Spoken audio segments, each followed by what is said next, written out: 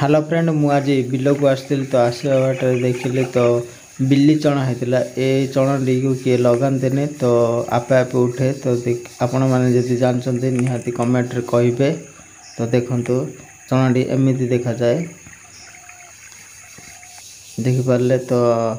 मो बो से पलैला बिल को पीढ़िया पकाइबाई तो मत साथी धरी आसला पीढ़िया पकाइबाई मो बो को मु मना कर मत पीढ़िया पका आसेनी तो सेठी मु पानी बंद कली आम बिलर पलाऊला तो आम बो ये पीढ़िया फेंटी देला तो अभी पकाइबाई चलले तो देखु आम बो पीढ़िया पकाउं